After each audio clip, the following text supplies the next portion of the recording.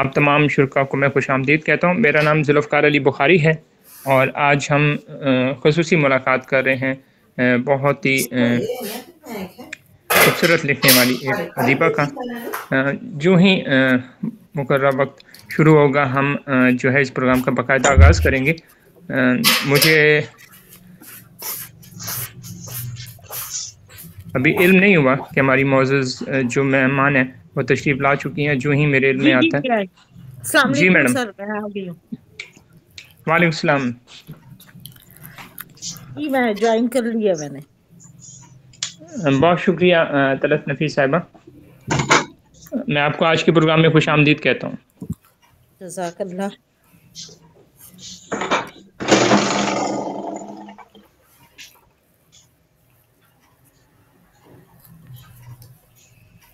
طلعت سر۔ نفیس صاحبہ کا اولین افسانوی مجموعہ لمحات کا سفر سرائے اردو پبلیکیشن نے شائع کیا تھا۔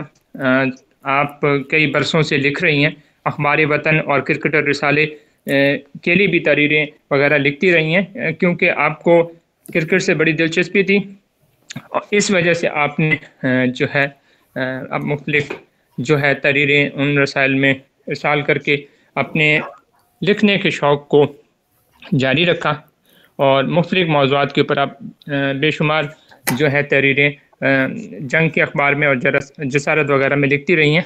آج کی جو محفل ہے وہ خاص طور پہ ان کے لمحات کے سفر کے حوالے سے ہے۔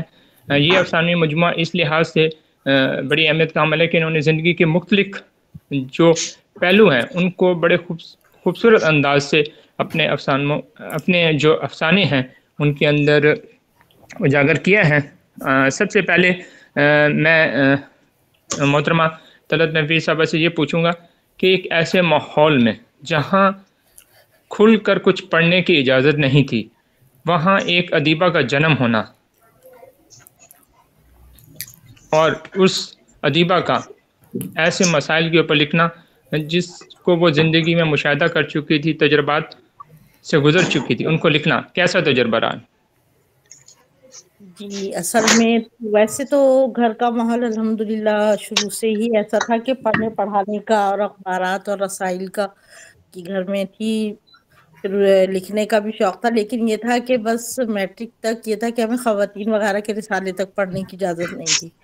اس کے بعد سے پھر ہم نے رسالے پڑھنے شروع کیے۔ اس سے پہلے کرکٹر اور اخبار وطن میں باقاعدہ لکھتی رہی ہوں، اور اس کے بعد پھر میں نے جب رسالے پڑھنے شروع کیے اور پھر میرے مطالعے میں وسعت پیدا ہوئی، پڑھنے کا تو شوق تھا اور پڑھ ہی لیتے تھے، تو اس کے بعد پھر ہم نے حور زیب النساز پرانے جو مطلب ہماری پھپھیوں اور چچاؤں کے گھروں میں تھے، پھر اس کے بعد چمن بطول وغیرہ پڑھے، اس کے بعد خواتین کے مختلف رسالے جو تھے، خواتین ڈائجسٹ، دوشیزہ، پاکیزہ، پھر یہ پڑھنا شروع کیا، اور اس کے ساتھ ساتھ لکھنے کا شوق بھی جاری تھا، کیونکہ میں ڈائری جو ہے وہ باقاعدگی سے لکھا کرتی تھی۔ جی، آپ نے کرکٹر میگزین میں بھی اچھا خاصا لکھا، تو آپ کو خود کون سا کرکٹر اس دور میں بہت پسند تھا؟ کس کو کھیلتے ہوئے دیکھنا آپ پسند کرتی تھی؟ مجھے جاوید میاں جو تھے وہ بہت پسند تھے ایز اے بیٹسمین، اور میں ان کو بہت زیادہ شوق سے میں ان کی اننگز دیکھا کرتی تھی۔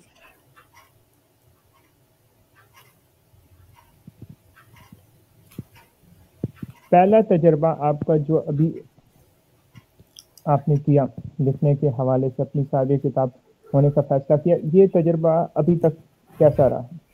اور آپ نے الحمدللہ۔ کیا سوچ کے سابع کتاب بننے کا فیصلہ کیا؟ ہمارے ہاں سابع کتاب بننا بھی بڑا مشکل ہے، اور آپ کو کیا اپنی کتاب کی اشاعت کے حوالے سے کسی قسم کے مسئلے کا کوئی سامنا کرنا پڑا؟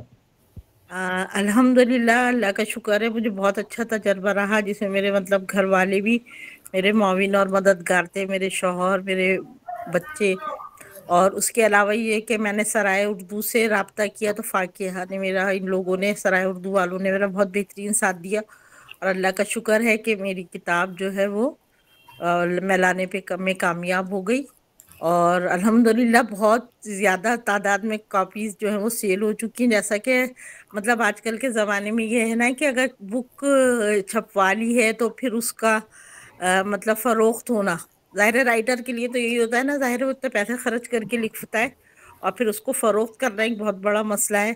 تو ہمارا ادارہ ہے حریم ادب. اصل میں ایکسپو ہوتا ہے کراچی میں. 5 دن کا ایکسپو ہوا تھا دسمبر میں.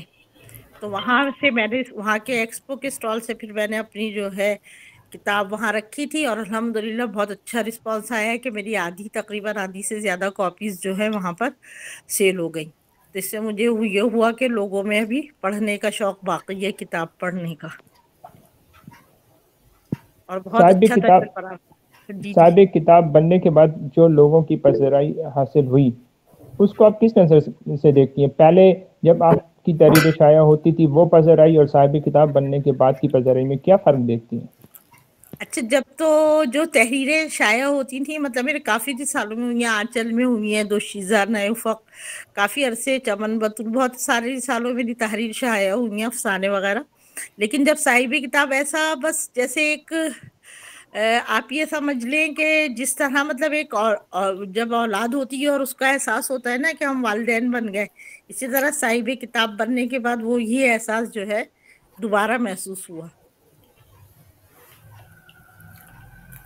مطلب جس طرح اپنی اولاد سے پیار ہوتا ہے، اس طرح شاید اپنی کتاب سے اور اپنی تحریر سے پیار ہوتا ہے. لیکن آپ کو تو ان لوگوں سے بھی بڑی انسیت ہے، اور آپ نے ان کا تذکرہ بھی اپنے پیش لفظ میں کتاب میں کیا، جنہوں نے آپ کو بڑی داد دی. تو ان کے حوالے سے بتائیں وہ کون اصحاب ہیں جن کا آپ نے تذکرہ اپنے پیش لفظ میں بھی کیا کتاب میں؟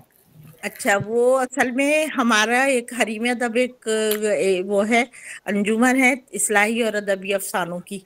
تو وہ میری تمام وہاں کی ساتھی تھیں، اور لکھنے کے تو شاید میرے اندر جراثیم موجود تھے جس کو ان لوگوں نے ڈھونڈا، جس میں مطلب عشرت زاہد ہے، سمرین احمد ہے، اور فریحہ مبارک، اور ہماری عالیہ شمیم، فرینعیم، ان سب نے میرا بہت ساتھ دیا. ساتھ ساتھ میں 2-3 لوگوں کا اور تذکرہ کرنا چاہوں گی. ایک کرن نعمان صاحبہ اور ایک عامر انور صاحب. ان لوگوں نے میری تحریر کو بہت زیادہ پذیرائی بھی دی، اور بہت اچھے طریقے سے ان لوگوں نے مجھے سمجھایا بھی اور سکھایا بھی کہ کیا کہتے کس طرح لکھنا ہے. اور اللہ کا شکر ہے کہ میں اپنی کتاب آج صاحب کتاب ہو گئی میں، الحمدللہ. آپ نے اپنی کتاب میں کچھ ایسے موضوعات کو بھی پیش کیا ہے جنہیں ہمارا معاشرہ بڑی آسانی سے قبول نہیں کرتا. ایک ادیب کے لیے یہ کتنا مشکل ہوتا ہے کہ وہ معاشرے کی سچائی کو بیان کرے اور اس پہ تنقید نہ ہو. تو آپ کو بھی تنقید کا سامنا کرنا پڑا؟ جی، بہت سارے میرے 2-3 افسانے ہیں جس میں کافی مجھے تنقید کی سننے کو ملی، لیکن وہ موضوعات اتنے حساس ہوتے ہیں کہ ان پہ قلم اٹھانا واقعی بہت مشکل کام ہوتا ہے. لیکن بہرحال اللہ تعالیٰ کا کرم احسان ہے کہ میں نے ان پہ بہت کامیابی سے لکھ سکی، اور اس کو بہت زیادہ پذیرائی ملی، الحمدللہ. ان موضوعات کے حوالے سے بھی آگاہ کیجیے، کیونکہ یہ محفل ایسی ہے جس میں ایک ادیب کی جو آواز ہے، جو بات ہے، وہ بڑی دور تک پہنچتی ہے. تو بتائیے کہ کن موضوعات پہ بات کرنے کی ضرورت ہے اور لوگوں کو سمجھانے کی ضرورت ہے؟ بہت سارے ایسے، مطلب پاکستان کے حوالے سے میں بات کر رہی ہوں کہ بہت سارے ایسے وہ موضوعات ہیں. جیسے میں نے ایک افسانہ ہے اس میں آخری مسافر، اس میں نے جو یہاں کی یہ چیزیں نا ان کو بہت حد تک نمایاں کرنے کی کوشش کی ہے. تو اگر آپ نے دیکھی ہو یا پڑھی ہو تو دیکھیے گا کہ اس میں میرے افسانے میں جو ہے یہاں کے سسٹم کو لے کے جو ہے میں نے کافی اس پہ، اور سسٹم تو میرا صرف اسی افسانے میں نہیں ہے، ایک لمحہ جو میرا افسانہ ہے اس میں بھی میں نے خاصا حد تک سسٹم کو جو ہے وہ کوشش کی ہے بیان کرنے کی. اور بہت سارے افسانے ایسے بھی ہیں جن پہ واقعی قلم اٹھانا بہت مشکل ہوتا ہے، لیکن میں نے بہرحال ان کو کوشش کیا ہے کہ ان کو میں شکستہ راہیں. ایک میرا افسانہ ہے جس میں نے اس پہ لکھا ہے جو عموماً ہماری معاشرے کی سوسائٹی میں بہت برا سمجھا جاتا ہے. مطلب ایک طوائف کو لے کے جو ایک ہمارے یہ ہوتی ہے مسائل، اس کو بھی میں نے ٹچ کیا ہے، اس کے موضوع کو بھی، اور اس کو اس طرح پیش کیا ہے کہ کوئی ضروری نہیں ہوتا کہ ان کے مطلب وہ جو 2 کزنز ہوتے ہیں وہ دونوں شریفوں کی اولاد ہوتی ہے، تو پھر وہ ان دونوں کی آپس میں شادی ہوتی ہے تو وہ کہتے ہیں پھر یہ ہماری اولاد جو ہے وہ شریف خاندان یا خاندانی کہلا سکتی. تو اس طرح پھر میں نے ان موضوعات کو خاص طور پہ میں نے اپنی کتاب میں شامل کی ہے۔ پہلی کتاب کی پذیرائی کے بعد حوصلہ کتنا بڑا ہے؟ آپ کیا سمجھتی ہیں کہ آئندہ بھی آپ اسی طرح کے تلخ موضوعات پر مبنی کتب سامنے لاتی رہیں گی؟ انشاءاللہ کوشش تو یہی ہے کہ بہت زیادہ حوصلہ بڑھایا، اور بہت زیادہ لوگوں نے پذیرائی بھی دی ہے، بہت زیادہ لوگوں نے اس کو پسند بھی کیا ہے موضوعات کو، کہ آپ نے اتنے موضوعات کو دیکھیں بات یہ ہے کہ اصل میں تو ایک دو افسانے میرے دین کے حساب سے بھی ہیں، لیکن میں نے زیادہ تر معاشرتی جو برائیاں ہیں نا ان کو بے نقاب کرنے کی کوشش کی ہے، جو ہمارے معاشرے میں گھل مل گئی ہیں اور ہمیں پتہ نہیں چلتا۔ طلاق کے حوالے سے بھی، لڑکیوں کی بھی ایک افسانہ ہے میرا ملن کے پل، اس میں بھی میں نے بہت ساری چیزوں کو اجاگر کیا جو کالج اور یونیورسٹی کی لڑکیوں میں ہوتی ہے۔ تو بس ہے حوصلہ انشاءاللہ تعالیٰ کہ آئندہ شاید ناول لکھنا چاہوں یا ایسے ہی افسانوں کا کوئی مجموعہ نکالنا چاہوں، انشاءاللہ کوشش یہی ہے۔ اور آپ لوگوں کی اور سرائے اردو والوں کی بہت مہربانی ہے، انہوں نے بہت اچھی طریقے سے میری حوصلہ افزائی بھی کی، میرا ساتھ بھی دیا، اور آج میں الحمدللہ اسی وجہ سے شاید صاحب کتاب ہوں۔ آپ کے پسندیدہ کرکٹر جو ہے نا جاوید میاں، وہ بھی بڑی معصوم طبیعت کے بڑے شریف النفس انسان ہیں، تو کیا آپ کی طبیعت میں بھی معصومیت ہے، اور آپ کیا بالکل جو ہے وہ شریر نہیں تھی؟ بچپن کیسا گزرا آپ کا؟ میرا بچپن نہیں، میں ویسے شریر تو میں نہیں تھی میں مطلب صحیح تھی، بہت زیادہ ویسے ہنسنے ہنسانے والی بھی تھی، لیکن یہ ہے کہ پھر آخر وقت کے ساتھ ساتھ سب چیزیں بدلتی جاتی ہیں اور پھر چینج ہو جاتی ہیں۔ ویسے جاوید میاں داد بھی مطلب بہت زیادہ سنجیدہ تو نہیں تھے، وہ بھی خاصے جولی ٹائپ کے کرکٹر تھے جو ہم لوگ ان کے میدان میں بھی دیکھتے تھے۔ ویسے بہرحال میں ان سے کبھی ملی نہیں، یہ خواہش ہی دل میں رہ گئی کہ میں ان سے ملتی، لیکن ملی نہیں کبھی اتفاق سے۔ جاوید میاں داد جو ہے مختلف جو کھلاڑی تھے، جو ان کے مخالف جو کھیلتے تھے، وہ ان کو مختلف طریقوں سے جو ہے وہ ستایا کرتے تھے اور وہ آؤٹ ہو جایا کرتے، تو آپ نے بھی کیا کبھی بچپن سے لڑکپن اور آج تک کبھی جان بوجھ کے ستانے کی کوشش کی؟ کبھی میاں کو بھی ستانے کی کوشش کی یا نہیں کی؟ ویسے تو خیر میں ایسی تو نہیں ہوں، مطلب طبیعت میں وہ والی جولی پنا نہیں ہے کہ کسی کو ستا سکوں یا پریشان کر سکوں، بس سیدھی سادی سی طبیعت ہے، ویسی ہی طبیعت کی مالک ہوں۔ اس کا مطلب ہے کہ اگر کبھی آپ نے اپنی آبیتی لکھی تو اسی سیدھی سادے انداز میں بڑی کڑوی سچائی لکھ دیں گی؟ سوچا نہیں آپ بیتی لکھنے کا، اگر آپ بیتی کبھی لکھی بھی تو افسانوی شکل میں لکھوں گی انشاءاللہ تعالی، کہ کسی کو اندازہ بھی نہ ہو کہ وہ میری آپ بیتی ہے اور میں لکھ بھی لوں۔ تو آپ نہیں سمجھتی کہ ایسے لوگ جو کامیاب ہوتے ہیں کسی بھی شعبے میں، ان کی آبیتی کسی کو تحریک دیتی ہے کچھ کر دکھانے کی، آگے بڑھنے کی؟ یہ تو ہوتا ہے کہ ایسا کہ آپ بیتی جو ہے وہ تحریک دیتی ہے، لیکن بس بہت سے ایسے پہلو ہوتے ہیں نا جو انسان دکھانا نہیں چاہتا اپنی شخصیت کے یا اپنی زندگی کے، تو بس میں بھی یہی چاہتی ہوں کہ کیا کہتے ہیں، شاید کہ بہت ساری چیزیں ایسی ہیں جو پہلو میں اپنی زندگی کے دکھانا، اپنے اوپر نہیں دکھانا چاہتی، ہاں افسانے کی صورت میں لکھ سکتی ہوں۔ شاید آپ میری بات سمجھ رہے ہوں گے۔ جی جی، مجھے یہ بتائیے کہ آپ گھرداری بھی کر رہی ہیں، قلم کے ذریعے سے جہاد بھی کر رہی ہیں، اور حریم ادب سے بھی وابستہ ہے، تو حریم ادب نے آپ کی صلاحیتوں کو نکھارنے میں کتنا اہم کردار ادا کیا؟ بہت، سب سے زیادہ حریم ادب کی ہی میں بہت مشکور اور شکر گزار ہوں کہ اس نے ہی میری ان صلاحیتوں کو نکھارا، کھوجا، اور مطلب بالکل جیسے کہتے ہیں نا مانجھ دیں وہ ہاتھ جو برتن مانجھتے ہیں اور برتن چمک جاتے ہیں، وہ والا کردار ادا کیا ہے حریم ادب نے میری زندگی میں، اور میں بہت شکر گزار ہوں اللہ کے بعد ان سب کی کہ جنہوں نے مجھے یہ حوصلہ افزائی کی اور میری اتنی پذیرائی کی کہ مطلب مجھے اکسایا کہ نہیں اب آپ کی کتاب آنی چاہیے، تو میں نے وہ کتاب الحمدللہ ان سب کی حوصلہ افزائی کے باعث یہ کام میرا پورا ہو سکا۔ آپ نے نماد کا جو سفر ہے آپ کا افسانوی مجموعہ، اس میں انتساب کن ہستیوں کے نام کیا ہے؟ کیونکہ اس حوالے سے بہت سارے احباب جاننا بھی چاہیں گے، تو اس حوالے سے کچھ آگاہ کیجیے گا۔ میں نے انتصاب تو اپنے والدین کے ہی حوالے سے لکھا ہے کہ اللہ تعالیٰ اور پھر میرے شوہر کے نام لکھا ہے، جنہوں نے واقعی میرا اس کو ہر چھوڑنا قدم پر اور ہر اس میں ساتھ کتنی دیا دیر ہے کا ہے؟ کہ جو بھی کتنی دیر کا؟ مطلب مجھے جو میں لکھنا چاہتی تھی انہوں نے میری بہت حوصلہ افزائی کی تھی، بس یہ سمجھ لیں آدھے سے زیادہ ان کا روبینہ کردار ہے۔ اصغر صاحبہ سوال کر رہی ہیں کہ کیا آپ نے کبھی شعر و شاعری میں بھی آزمائی کی؟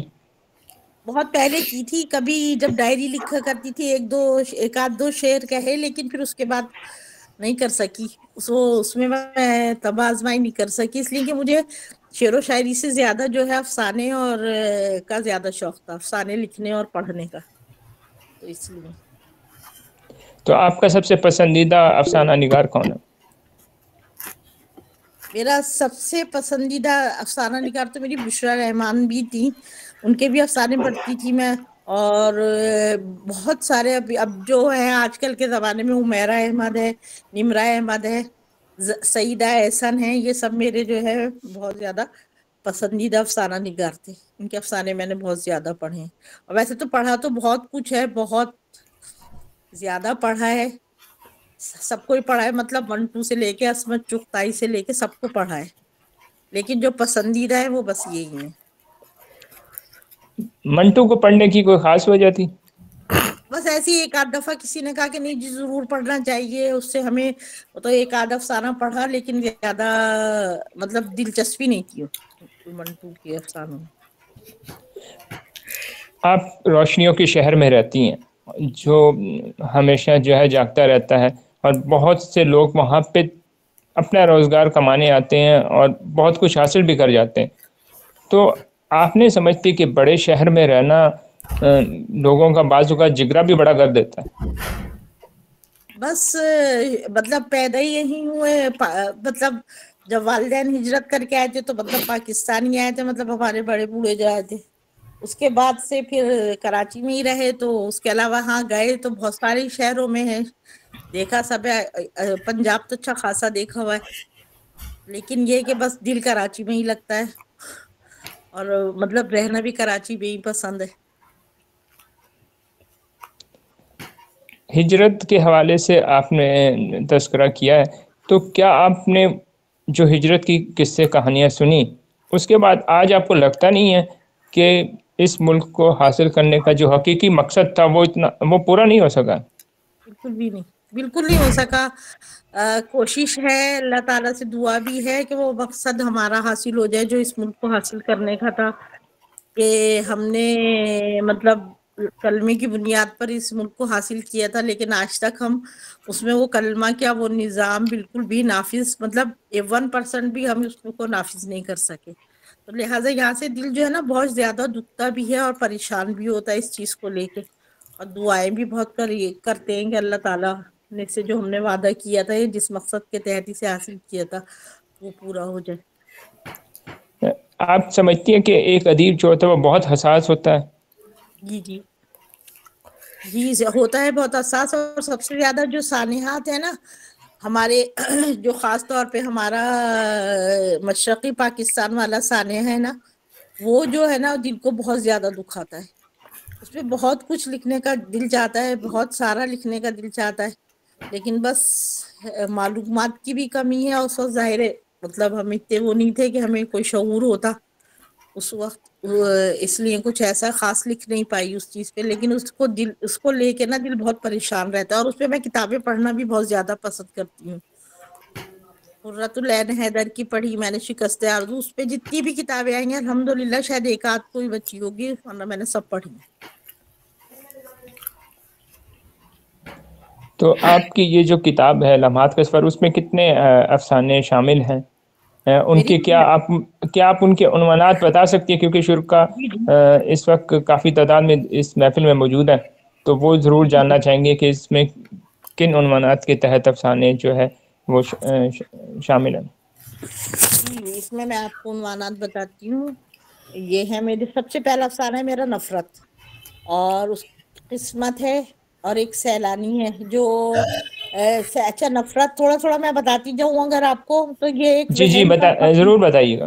افسانوں کے متعلق کہ جو یہ نفرت افسانہ ہے، یہ ایک لڑکے کی، مطلب ایک پنجاب کے ہی سمجھ لیں، جو وڈیرے اور چودھریوں کی کہانی کو لے کے لکھی تھی میں نے. اور اس میں وہ جو ہوتا ہے بچہ، وہ چودھریوں کے گھر اس کی ماں کام کرتی ہے، اور جو چودھریوں کے وہ ہوتے اس کو لے کے وہ اس سے اتنی نفرت کرتا ہے کہ وہ پہلے نشہ کرنے لگتا ہے، اور اس کے بعد وہ اسی وہم میں مبتلا ہو جاتا ہے کہ میں نے چودھری کو قتل کر دیا. حالانکہ چودھری زندہ ہوتا ہے اور اس کو صرف یہ گمان ہوتا ہے. اور ایک قسمت ہے. اور پھر ایک ہے سیلانی، جو میں نے نا 80s کی دہائی کو لے کے لکھا تھا. اس میں جو تھا وہ کرکٹ کے حوالے سے بھی وہ افسانہ میرا، اس میں کافی کرکٹ کی وہ موجود ہے. جو میری ایک اندر جو مجھے محبت ہے کرکٹ سے، وہ بھی موجود ہے. اور وہاں پر جو اس کو فوٹوگرافی کا جو اس زمانے میں شوق ہوتا تھا 80s کے زمانے میں لڑکوں کے شوق، اس کے متعلق ہے. اور ملن کے پل جو ہے وہ یونیورسٹیز کی لڑکیوں کے متعلق ہے، جو ایک بہت بڑا اپنا وہ بنا لیتی ہیں کہ کوئی بہت بڑا اس سے شادی کر کے اور ہم بہت اچھی زندگی گزاریں گے اور بہت خوبصورت زندگی گزاریں گے، وہ اس کے متعلق ہے. پھر سسکیاں چاند کی جب پہ آ جائیں تو وہ غزہ کو لے کے میں نے وہ افسانہ لکھا ہے. اور یہ میرا ابھی کا افسانہ نہیں ہے، میرا 2008 میں نئے افق میں میرا یہ افسانہ شائع ہوا تھا، جس میں میں نے غزہ ہی کو لے کے اور قبلہ اول کے حوالے سے لکھا تھا. پھر شکستہ راہیں ہیں، جس میں وہ جو لڑکا ہے وہ بنتا ہے بہت محنت کے بعد، گاؤں کا لڑکا ہوتا ہے، بڑی محنت اور مشقت کے بعد وہ بنتا ہے اس کا CSS کا ایگزام پاس کر کے. اس کے بعد جو ہوتا ہے وہی جو ہمارا سسٹم کی نظر ہو جاتا ہے وہ لڑکا. اور اس کے بعد ہے لمحہ، اس میں بھی ہمارے سسٹم کا بہت بڑا دخل ہے، کہ جس میں وہ ناجائز طور پہ بچے کو بیٹے کو گرفتار کر لیا جاتا ہے. اور پھر جو ہمارے ہاں جیل کے جو حالات اور معاملات اور تھانوں اور جیلوں کے حوالے سے ہوتے ہیں وہ والے، اس میں یہ بھی ہے. پھر ایک ہے بابو صاحب. وہ یہاں کراچی میں عموماً ایسا ہوتا ہے کہ جب کوئی نئی جگہ ڈیولپ ہو رہی ہوتی ہے نا، تو یہاں پر کوئی بڑے جو ہمارے سیاستدان وغیرہ ہوتے ہیں وہ ان جگہوں پہ قبضے کر لیتے ہیں. جو لوگوں نے پلاٹ وغیرہ خریدے ہوتے ہیں ان کو اوپر قبضہ کر کے، اور وہاں پر جھوپڑیاں وغیرہ ڈل جاتی ہیں، اور پھر وہاں پر وہ لوگ رہنے لگتے ہیں. پھر وہ مانگنے والے وہ بچے جو ہوتا ہے وہ مانگنا نہیں چاہتا، مطلب وہ چاہتا ہے کہ میں پڑھوں لکھوں. وہ بہت بہترین آرٹسٹ ہوتا ہے، لیکن اس کا باپ نشئی ہوتا ہے، وہ اس کو مارتا ہے، وہ بھاگتا ہے. پھر اس کے بعد وہ جب اپنی ماں کو ملتا ہے تو ایک بہت بڑا مصور بن جاتا ہے. پھر اس کے بعد ہے ایک بریکنگ نیوز. یہ تو مجھے لگتا ہے کہ یہ تو ہمارے جو ہے نا چینلز کی نبض ہے، بریکنگ نیوز جو افسانہ ہے. آپ نے دیکھا ہے نا کہ آپ ایک خبر ہوئی کہ وہ بچی کو اغوا کیا یا بچے کو، اور اس کے ساتھ کچھ ہوا، اور وہ بار بار ایک ہی نیوز کو کوئی 10 سے 12 15 دفعہ دکھاتے رہتے ہیں کہ یہ ہوا یہ ہوا. وہ یہ نہیں سوچے ہوتے کہ اس کے گھر کے جذبات پہ کیا گزرے گی. اور پھر چینل والے جو ہوتے ہیں وہ صرف اپنی ہائی ریٹنگ کے چکر میں دکھا رہے ہوتے ہیں. پھر وہ جو چینل کا مالک ہوتا ہے اس کی بیٹی کے ساتھ بھی وہی حادثہ ہو جاتا ہے. تو اس میں یہ ہے. اور پھر لمحات کا سفر ہے. یہ تو خیر ایک بالکل ویسا سب سارا ایک بوجھ ہے، جو بوجھ جو میرا افسانہ ہے وہ خود کلامی کے اس میں آتا ہے، کہ جیسے انسان جو اپنے آپ سے بات کرتا ہے. جس وقت تو بہت زیادہ انسان پریشان ہوتا ہے نا، وہ صرف اپنے آپ سے بات کرنا چاہتا ہے. تو ایک آدمی کی کیفیت ہے وہ کہ جس میں وہ اپنے آپ سے بہت لمبی بات کرتا ہے، مطلب اپنی پوری زندگی کا دکھ وہ صبح سے شام تک اکیلے گھوم کے، کبھی پارک میں بیٹھ کے اور کبھی سڑکوں پہ پھر کے، اور وہ خود سے خود باتیں کر کے اس بوجھ کو اتارتا ہے.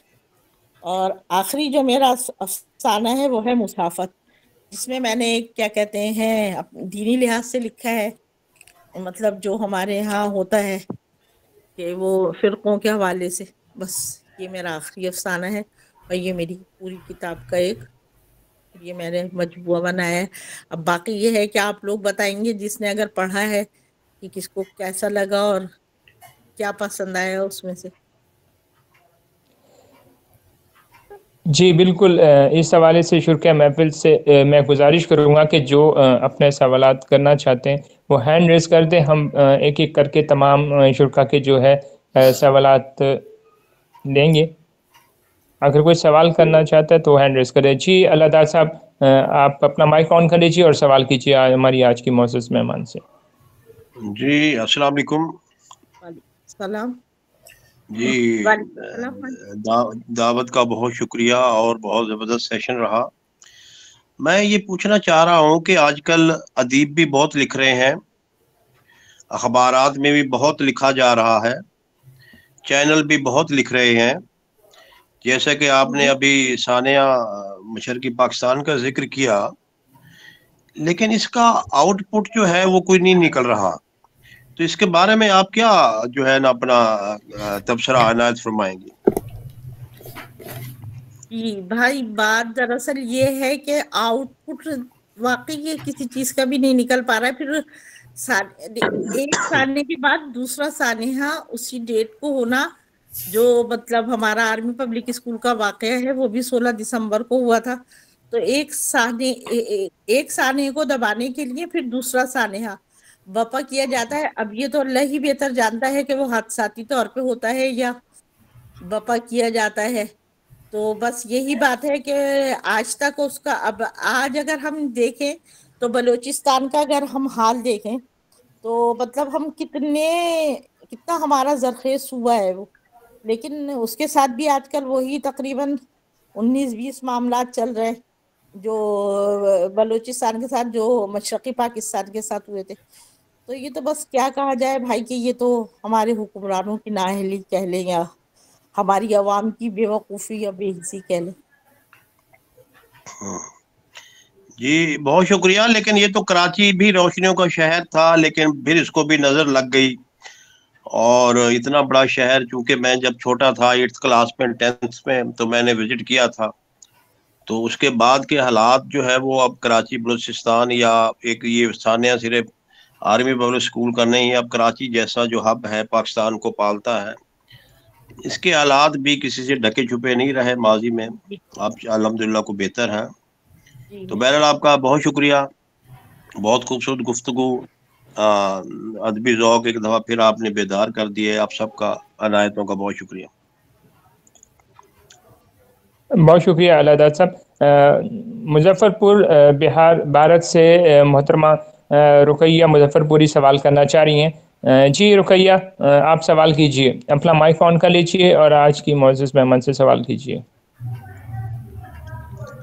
السلام علیکم ورحمۃ اللہ وبرکاتہ. وعلیکم السلام ورحمۃ اللہ وبرکاتہ. میرا سوال ہے کہ آپ کے افسانے کی PDF مجھے ملے گی کیا؟ جی انشاءاللہ آپ کہیں گی تو میں ضرور آپ کو اپنی یہ افسانے کی PDF بھیج دوں گی.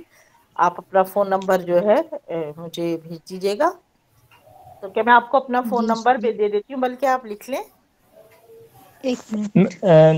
طلعت حفیظ صاحب, ہم آپ سے PDF لے کے ان تک پہنچا دیں گے, یہ ہمارے رابطے میں ہی ہے رقیہ. ٹھیک ہے پھر اور آپ کو مل دوسرا جائے یہ گی. جی جی رقیہ بولیے. سوال کیجئے. کہ میں بھی افسانہ لکھنے کی کوشش کرتی ہوں, 1-2 افسانہ لکھی اور شائع بھی ہوئی ہے. آپ سے اصلاح لینا چاہوں گی.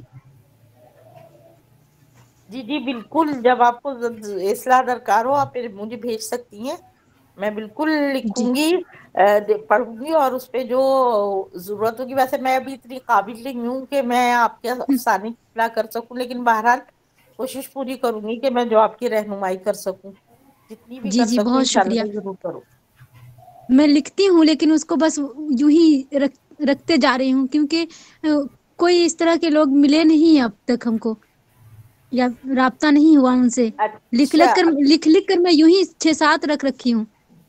اچھا, تو نہیں آپ انشاءاللہ بھیج دیجیے گا, تو دیکھ کے پھر میں اصلاح کے لیے دیکھ لوں گی. اگر ہوا تو جی جی انشاءاللہ ضرور کر دوں گی. آپ بالکل بے فکر ہو جائیں, اور لکھ کے رکھے نہیں, ان کو لکھ کے بھیجیں تاکہ وہ اشاعت ہو ان کی, اور آپ کی بھی حوصلہ افزائی ہو جائے گی پھر جب آپ وہ شائع ہوں جی گے. بہت شکریہ. ہاں بہت شکریہ. تعبیر خٹک صاحب سوال فرما رہی ہیں, کیا افسانے میں اسلامی ٹچ نہیں ہونا چاہیے؟ آپ کیا کہتی ہیں اس بارے میں؟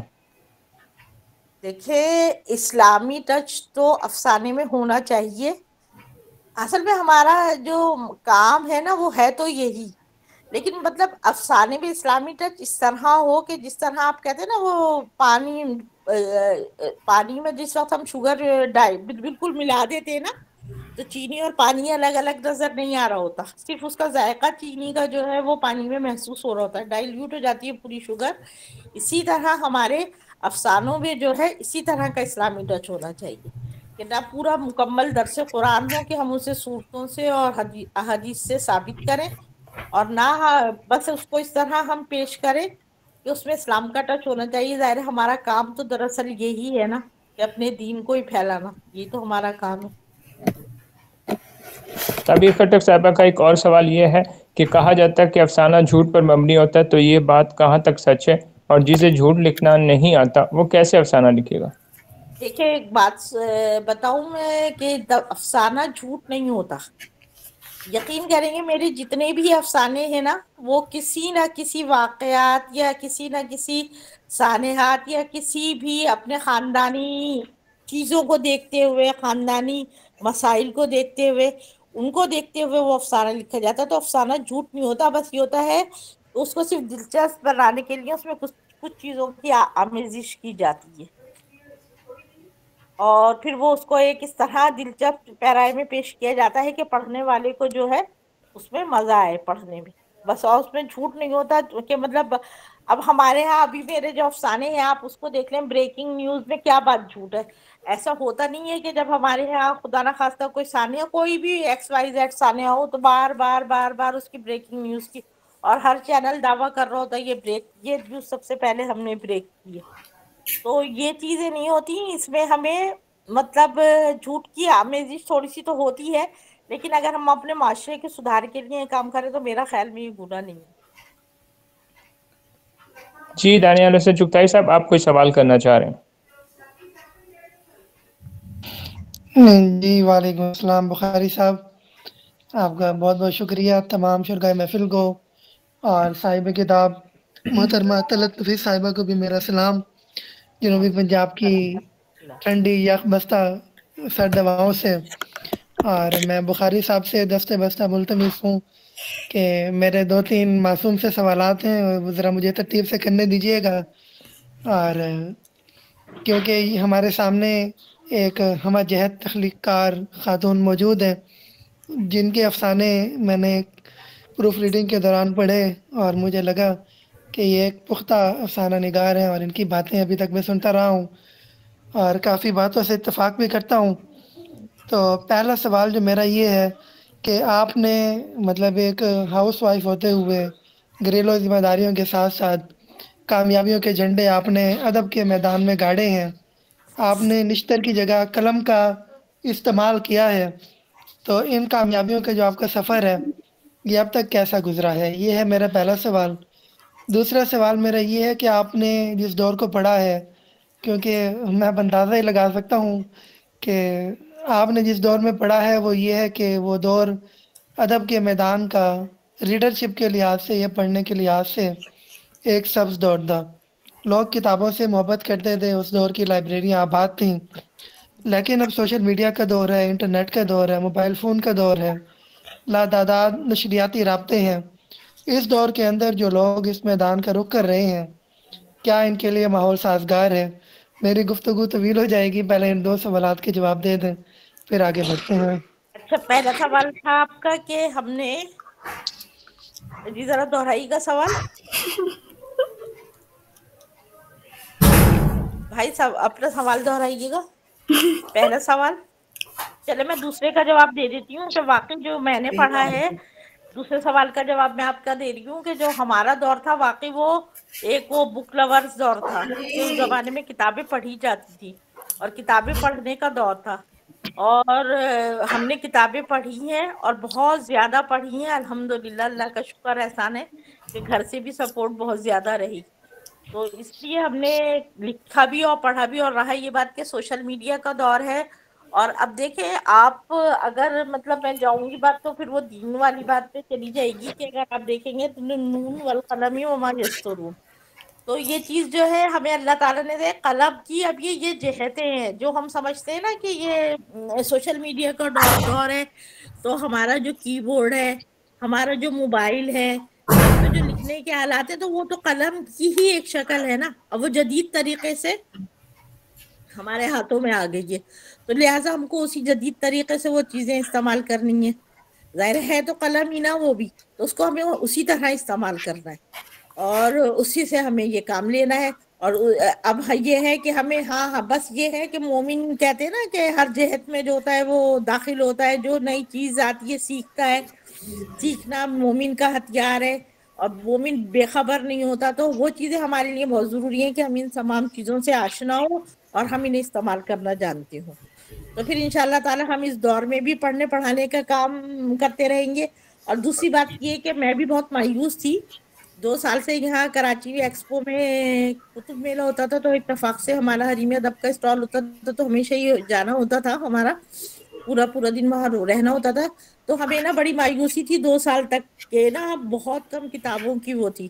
لیکن اس سال الحمدللہ لوگ جو ہے وہ بیگ بھر کے کتابیں لے کے گئے ہیں، اور ہم جیسے نئے لکھنے والوں کی بھی تقریباً آدھی سے زیادہ جو ہے وہ بک سیل ہو گئی. تو لہٰذا یہ کہ ہر چیز جو ہوتی ہے نا وہ اپنے اصل کی طرف لوٹتی ہے، اور مجھے بھی یہی محسوس ہو رہا ہے کہ شاید ہم دوبارہ پھر اپنے کتابوں والے دور میں واپس لوٹ رہے ہیں. اچھا، پہلا سوال ذرا بھائی آپ اپنا دوہرا دیجیے. جی ماشاءاللہ، یہ بہت خوشی کی بات ہے کہ آپ کی کراچی ایکسپو کے اندر آدھی کتابیں فروخت ہوئیں، اور اس سے بڑی خوشی کی بات ایک رائٹر کے لیے کوئی نہیں ہوتی کہ وہ لکھے اور اس کا لکھا لوگ سراہیں. اس بے مثال کامیابی پر میں سرائے اردو پبلیکیشن کے ایک ذمہ دار کی حیثیت سے آپ کو مبارکباد پیش کرتا ہوں. اور پہلا سوال میرا یہ تھا کہ آپ کی مطلب آپ ایک خاتون خانہ ہے، اور ہم جس مشرقی معاشرے میں رہتے ہیں وہاں پر یہ ہوتا ہے کہ لڑکی کی شادی ہو گئی، عورت کی شادی ہو گئی تو اب یہ صرف گھر بار تک محدود رہے گی. اس کی جو صلاحیتیں ہیں وہ ساری صرف چولہے میں جھونکی جائیں گی، گھر کے کاموں میں جھونکی جائیں گی. لیکن آپ نے جس طرح لکھا ہے، آپ کی کامیابیاں جو میرے سامنے آئی ہیں، آپ نے کامیابیوں کے جھنڈے شادی کے بعد بھی ادب کے میدان میں گاڑے ہیں.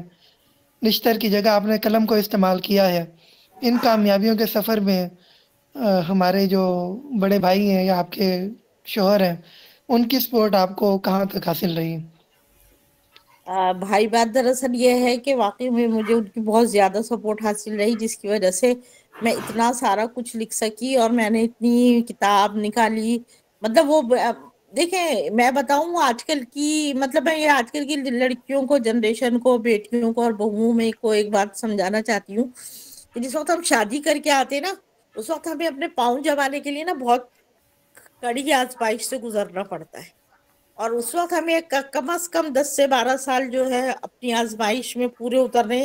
اس کے بعد جب ہم اپنے شوق کا، اپنی چیزوں کا اظہار، میں نے جیسے لکھا کہ میں نے پڑھا بھی بعد میں، شادی کے بعد ہی میں نے کیا کہتے ہیں BA کیا، انٹر کیا. لیکن یہ سب کچھ جو ہوتا ہے نا، یہ پھر تھوڑے عرصے بعد جب آپ کا شوہر اور بیوی میں ایک انڈرسٹینڈنگ پیدا ہو جاتی ہے. پہلے عورت کو اس کے ماحول میں ڈھلنا پڑتا ہے شوہر کے، پھر جو ہوتا ہے وہ شوہر ایسا ہو جاتا ہے کہ وہ آپ کے شوق کو اور آپ کے ذوق کو اور ہر چیز کو قبول کر لیتا ہے. یہ میرا تمام لڑکیوں اور بچیوں کو پیغام ہے جو اس وقت اگر آن لائن ہیں تو.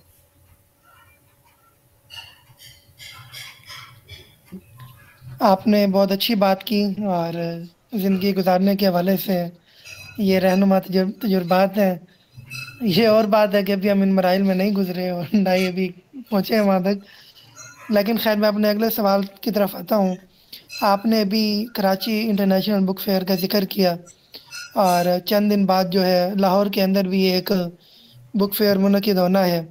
لاہور جہاں میں رہتا ہوں جنوبی پنجاب میں، وہاں 5 سے 6 گھنٹے کا ٹریول ہے، اور وہاں تک جانا اور واپس آنا وہ کافی زیادہ مشکل ہو جاتا ہے. اور جس طرح یہ کراچی، لاہور اور دیگر بڑے شہر جیسے کراچی ہے، لاہور، اسلام آباد ادب کے مراکز بن چکے ہیں، وہاں پر یہ تقریبات بھی ہوتی ہیں. تو کیا جس طرح ہم لوگ ملک کے چھوٹے شہروں میں ملتان، پشاور، کوئٹہ، بھاولپور جیسے دور افتادہ علاقے کو لوگوں کو یہ حق حاصل نہیں کہ یہاں بھی ادبی میلے کرائے جائیں، اور آپ جس طرح ایک تنظیم کی ممبر ہیں، اور دیگر لوگ جو میری آواز جہاں تک جا رہی ہے، جو لوگ یہ بات سن رہے ہیں، ان کو بھی صرف سوچنا چاہیے کہ چھوٹے علاقے کے لوگ بھی یہ حق رکھتے ہیں کہ کتابوں تک رسائی حاصل کر سکیں.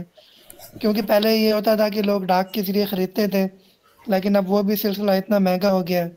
फिर किताबें इतनी महंगी छापी और बेची जा रही हैं कि लोग जो थोड़े बहुत पढ़ने वाले हैं वो मायूस होकर बैठ जाते हैं। इस बारे में क्या कहेंगी? वाकई ये तो बात है कि छोटे शहरों वालों का भी इतना ही हक है पढ़ने लिखने पे। अब ये तो मतलब हमारे हुक्मरानों को और हमारे जो मतलब इलाकों के जो हमारे जिम्मेदारान हैं उनको सोचना चाहिए, मतलब मनसबी तौर पे जो जिम्मेदारान हैं उनको सोचना चाहिए कि हम किस तरह इस बुक फेयर को जो होते हैं उनको बहुत ज्यादा फैलाएं और उनको दूर दराज के इलाकों तक पहुंचाया जाए।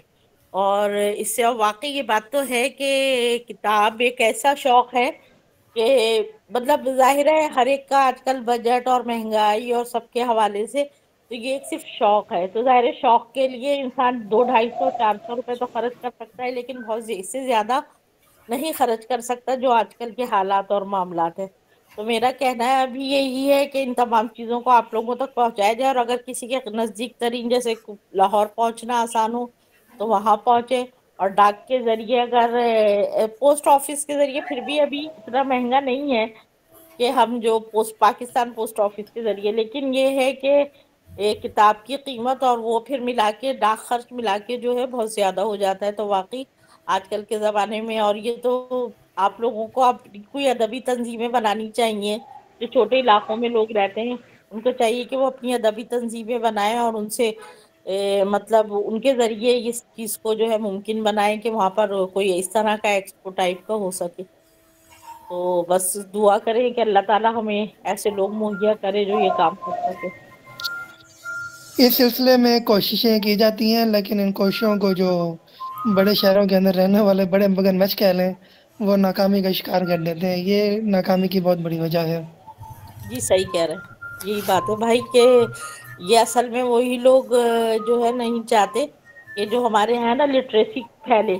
आप कराची में हैं, कराची का भी एक भाई ने जिक्र किया था शायद अल्लाह साहब थे, वो कह रहे थे कि कराची का वाकई मतलब कराची का भी बहुत बुरा हाल है। कराची ही में ऐसी ऐसी बस्तियां हैं जहां तक अभी तक मतलब हमारे यहाँ इल्म नहीं पहुंचा है। और फिर अंदरूनी सिंध की तो जो हालात हैं वो तो सभी उससे वाकिफ हैं कि अंदरूनी सिंध के क्या हालात हैं। तो बस वही कर सकते हैं कि अल्लाह ताला हमें ऐसे नेक लोग अता फरमाए जो क्या कहते हैं हमारे इस शौक को पूरा कर सके। जी, मेरा आखिरी सवाल ये है, बाकी मेंबरान सोच रहे होंगे कि मैं उनका वक्त खाता जा रहा हूँ, लेकिन आपकी जो इल्मी गुफ्तगू है वो मुझे मज़ीद सवालात करने पर उकसा रही है। लेकिन खैर, मैं बाकी मेंबरान को परेशानी में मुब्तला नहीं करूँगा। आखिरी सवाल करूँगा। अभी ताबिर खटक साहिबा के सवाल के जवाब में आपने बताया, अफ़साने के हवाले से थोड़ी तफसील ज़िक्र की। तो इस वक्त पाकिस्तान के अंदर अदबी मैदान में नावल और अफ़साने की जो कैफ़ियत है, इस पर आप क्या तबसरा करेंगी, और मुस्तकबिल में इन दोनों इसनाफ का आप क्या मुस्तकबिल देखती हैं? बहुत शुक्रिया। अफसाना जो है वो तो खैर एक ऐसी अदब, असल में अदब जो है ना वो अफसाना ही अदबी के उसमें आता है। नाविल नॉवल वगैरह, अच्छा हमारे यहाँ ज्यादा रुझान जो है ना वो लव स्टोरीज के नॉवल लिखने का है। तो उससे ना मैं ये समझती हूँ कि वो माशरे की किसी चीज को जो है बेहतरी की तरफ नहीं ला सकते। हमारे अफसाने और नॉवल ऐसे होने चाहिए जो हमारे माशरे में कोई अहम किरदार अदा कर सके, कम से कम लड़कियों की और औरतों की जिंदगियों को ही बेहतर बना सके।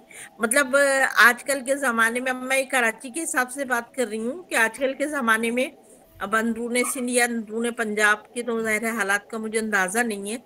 तो यहाँ कराची के हालात में जो है ना मतलब आजकल मर्द जो है बहुत बेचारे सीधे साधे से हो गए और औरतें लड़कियां जो है ना बहुत ज्यादा मतलब वो है। तो मैं ये चाहती हूँ कि लड़कियां, और आप देखें ना इसी की वजह से अभी हमने एक्सपो में वो लगाया हुआ था तो एक हमारे पास वकील साहब आए, तो हमने इस्लाही माशरा वो घराने के हिसाब से हमने कुछ चीजें रखी हुई थी कि हम अपने घरेलू हालात को किस तरह बेहतर बनाए। तो वो कहने लगे, और वो अच्छे खासी कोई 85 86 के होंगे तकरीबन एज उनकी। तो कहने लगे क्या बात, क्या लिखा है आप लोगों ने बीबी, कैसा घर आना और कैसा घर। कह रहे रोज क्या कहते हैं कम से कम अदालत में रोज जो खुला और तलाक के केसेस है ना वो इतने आते हैं कि मैं आपको उनका रेशो अगर پر منتھ کا بتاؤں تو 1.5 سے 2.25 لاکھ. تو ہم پھر ایسی چیز کیوں نہ لکھیں جس سے ہمارے گھر مضبوط ہوں، ہماری بیٹیوں کے لیے، ہماری بہنوں کے لیے ایسی چیزیں ہوں جس سے وہ اپنے گھر کو سمجھنے کی کوشش کریں. تو بس میں یہی کہنا چاہوں گی کہ ہم لو اسٹوریز سے باہر آئیں اور اپنے اصلاحی جو ہے یہ لکھیں، اور اس کا مستقبل انشاءاللہ تعالی ہمیشہ افسانہ اور کہانی اور لکھنا لکھانا کبھی انشاءاللہ تعالی ختم نہیں ہوگا. ظاہر ہے اللہ تعالیٰ نے جب قرآن میں اس چیز کا میں کہتی ہوں ذکر ہے نا، تو اللہ تعالیٰ یہ چیز کبھی ختم نہیں ہوگی، یہ لکھنا اور پڑھنا تا قیامت تک انشاءاللہ تعالیٰ جاری رہے گا. آپ کیا پسند کی شادی کے خلاف ہیں؟ اگر دیکھا جائے تو حضرت یوسف علیہ السلام کا اگر قصہ دیکھے تو زلیخا بھی کسی نہ کسی طرح حضرت یوسف علیہ السلام کی جانب مائل ہوئی تھی. تو آپ کیا سمجھتی ہیں کہ نوجوان لڑکیاں جو پسند کی شادی کرنا چاہتی ہیں یہ غلط رجحان ہے؟ نہیں، میں پسند کی شادی کی خلاف نہیں ہوں. پسند کی شادی ہو، لیکن اس طرح ہو کہ جس طرح مطلب ایک ٹھیک ہے پسند ہے نا، آپ بتا دیں اپنے گھر میں والدین کو سیدھے سادے طریقے سے جو شادی کا طریقہ کار ہے ہمارے معاشرے میں اور ہمارے دین میں، اس طرح شادی کر دی جائے. مطلب اس کو آؤٹ آف وے جا کے کہ وہ باہر ملاقاتیں اور ڈیٹس وغیرہ یہ سب چیزیں جو ہے نا، میں ان سب چیزوں کو بات کروں. بابا معصوم کہہ رہے ہیں کہ آدھی کتاب کی فروخت کا سن کر بے پناہ مسرت ہوئی ہے. عشرت زائد صاحبہ فرمانی ہے بہت بہت مبارک ہو طلت بہن، اللہ آپ کے قلم کی تاثیر کو مزید بڑھائے، آمین. رقیہ خاتون بھارت سے مزید کوئی سوال کرنا چاہ رہی ہیں. جی رقیہ.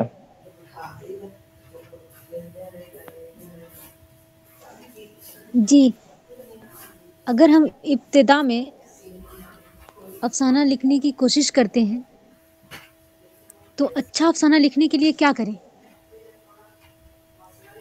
دیکھیے پہلے تو ہمیں نا اپنا پلاٹ دیکھنا ہوتا ہے کہ ہمیں کس چیز پہ لکھنا ہے افسانہ. سب سے پہلے ہمارے ذہن میں جو ہوتا ہے نا پلاٹ ہوتا ہے. اس کے بعد پھر ہم اس کو سوچیں گے کہ اس میں کتنے کردار.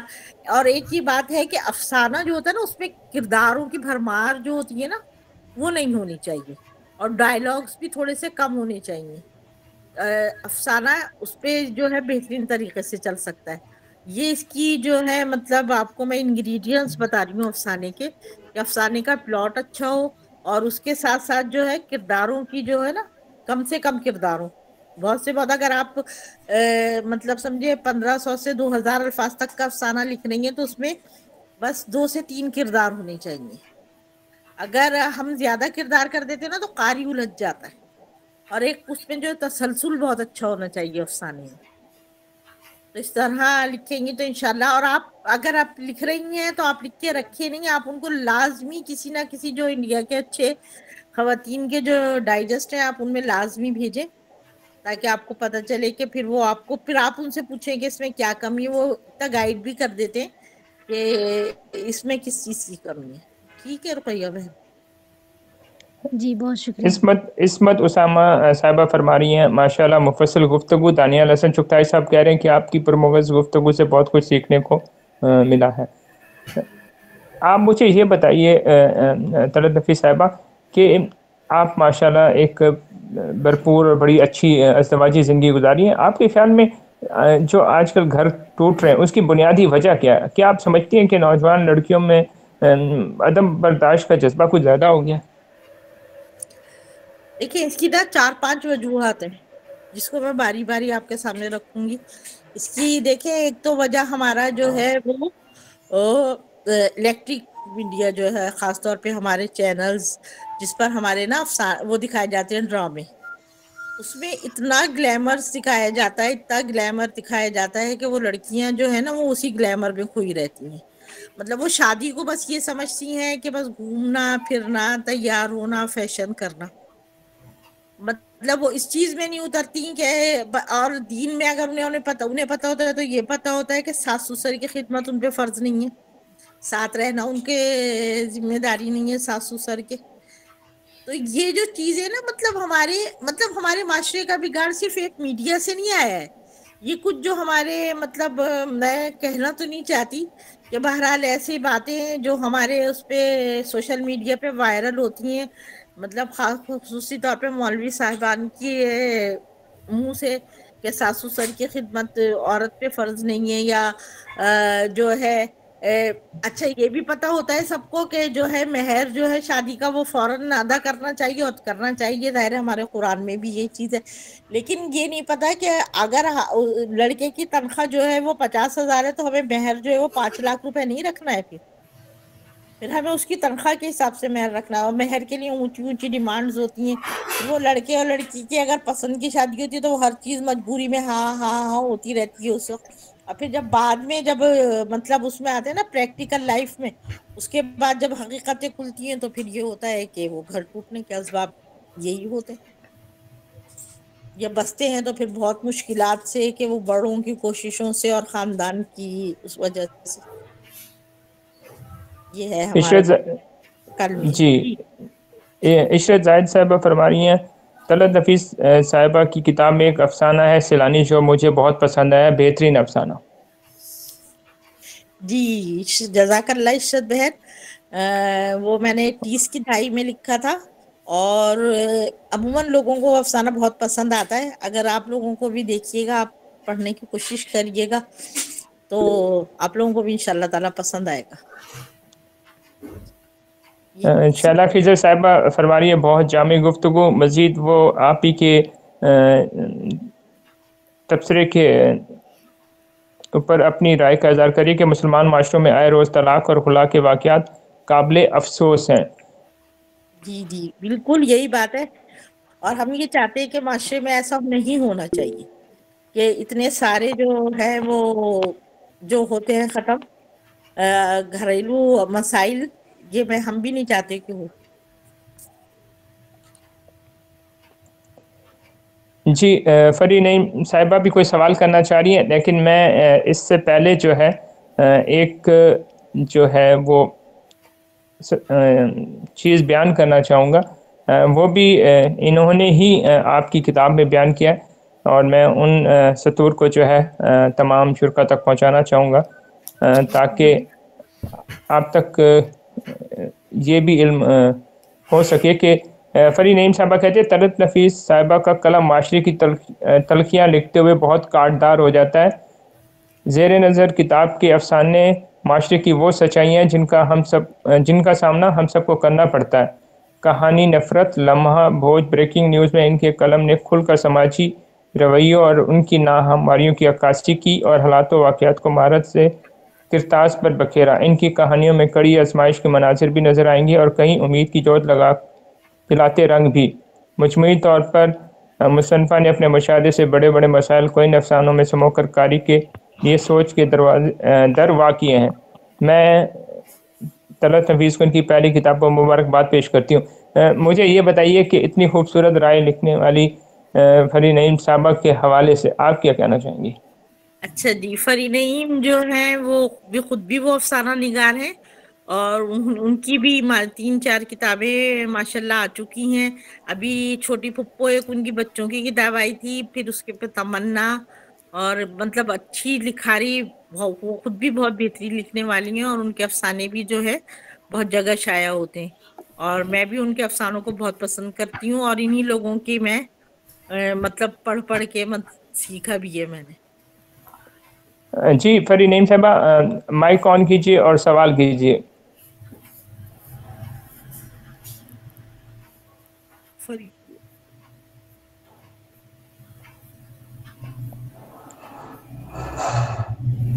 جی فری نعیم صاحبہ آپ نے ہینڈ ریز کیا، اگر آپ کوئی بات کہنا چاہ رہی ہیں ان سے تو آپ کر سکتی ہیں۔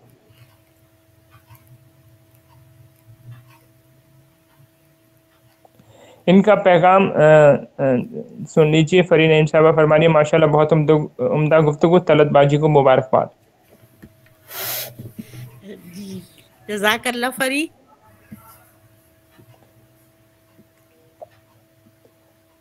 آپ یہ بتائیے، آپ نے اتنے سارے افسانے لکھے، اس کتاب میں جو شامل افسانے ہیں ان میں سے کون سا آپ کا بہت زیادہ پسندیدہ افسانہ ہے؟ اسے آپ کیا قارئین کی نظر، یہ جو سامعین ہیں ان کی نظر کرنا چاہیں گی، سنانا چاہیں گی کیا؟ جی مجھے سب سے زیادہ اپنا افسانہ ایک سیلانی، مجھے اپنا افسانہ بہت پسند ہے، اور ایک بریکنگ نیوز۔ اب آپ لوگ مجھے بتا دیں کہ کتنا وقت ہے اور میں کون سا افسانہ سناؤں آپ دونوں کو. مجھے اپنے یہ 2 افسانے بہت پسند ہیں. بنت احمد سوال کرنا چاہ رہی ہیں, اس کے بعد ہم جو ہے پھر افسانہ سن لیتے ہیں. آپ جو بھی سنانا چاہیں گی سیلانی سنا لیجیے. میرے خیال میں یہ شاید شیلا خضر صاحبہ کی فرمائش بھی تھی, ان کو بھی پسند تھا, تو ہم وہی سننا چاہیں گے پھر. جی بنت احمد. بہت اچھی گفتگو ہو رہی ہے اور حقیقت سے قریب قریب. تو ابھی جو بہن نے یہ بات کی کہ جو عدم توازن جو ہو رہا ہے, جو تناقض ہے, تو اس پہ میں سمجھتی ہوں کہ ایک وجہ جو ہے نا, وہ پہلے ہمارے بڑے کہتے تھے, ہماری مائیں کہتی تھیں کہ لڑکی جس گھر میں رخصت ہو کر آئے گی وہاں سے اس کا جنازہ ہی نکلے گا. مائیں چلو نفیس صاحبہ 1 منٹ کے لیے رک جائیے گا. بنت احمد کوئی سوال کرنا چاہ رہی ہے. جی بنت احمد, بولے آپ بنت سوال احمد کیجئے, پھر ہم افسانہ سنتے ہیں. جی تو میں کہنا چاہتی ہوں کہ اس میں کیا ماؤں کا بنت احمد کی آواز کلیئر نہیں آ رہی ہے ایکچولی. آپ کی آواز نہیں کلیئر آ رہی بنت احمد.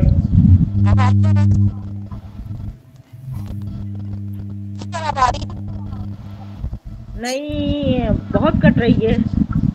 اچھا 1 منٹ. اب آ رہی آپ. جی جی آ رہی ہے, بولے. میں یہ کہنا چاہ رہی تھی کہ ماشاءاللہ بہت حقیقت سے ہو رہی ہے, لیکن کیا اس میں جو طلاق بڑھ رہا ہے, جو لڑکیاں گھر نہیں بسا پا رہی ہوں, اس میں ہمارے میڈیا کے علاوہ جو ہے ہماری ماؤں کا کردار اہم نہیں ہے کہ پہلے کی مائیں یہ کہہ کر بھیجتی تھی لڑکیوں کو کہ جی اب تمہارا اس سے جنازہ ہی نکلے, لیکن آج مائیں خود یہ تربیت کر رہی ہوتی کہ بس جا کے شوہر کو اپنی مٹھی میں کر لینا اور بس, اور کچھ نہیں. تو اس حوالے سے میں سمجھتی ہوں کہ اس حوالے سے بھی لکھا جانا چاہیے کہ ان ماؤں کی بھی تربیت ہونی چاہیے جو لڑکیوں کو اس طرح کے میسج دے کر بھیجتی ہیں سسرال میں. السلام علیکم. جی بالکل, بات یہی ہے کہ اصل میں ماؤں کا دیکھیں سب سے اہم کردار ہے اس معاملے میں, کیونکہ نا مائیں مطلب ہمارے جو زمانہ تھا جب ہماری مائیں تھی نا, تو وہ یہی بات کہہ کے بھیجا کرتی تھی کہ اب جب جا رہی ہو تو مطلب جنازہ ہی نکلے, چاہے جیسا بھی ہے جو بھی ہے, بس تمہیں نبھانا ہے, چاہے سسرال چاہے شوہر. لیکن آج کل کی مائیں جو ہیں وہ یہ کہتی ہیں کہ بس پیچھے ہم ہیں, ہم دیکھ لیں گے. تو لڑکیوں میں نا جو ہے نا وہ جذبہ پیدا نہیں ہو پاتا. حالانکہ بعد میں مطلب وہ خود بھی سب بھی ان کے گھر بھی سب پریشانیاں ہوتی ہیں کہ ظاہر ان کے بھی بیٹے بھی ہوتے ہیں, بہویں بھی ہوتی ہیں, لیکن یہ کہ ہماری ماؤں کی آج کل یہ بہت غیر دانشمندانہ جو ہے وہ ہے, جس کی وجہ سے جو ہے اس معاشرے میں خرابی پیدا ہوئی ہے, اور گھریلو جو یہ ختم ہونے کی وہ ہے ریشو بڑھا ہے, گھر ختم ہونے کا, طلاق اور خلا کا. جی ناہید گل صاحبہ, آپ سوال کر لیجیے.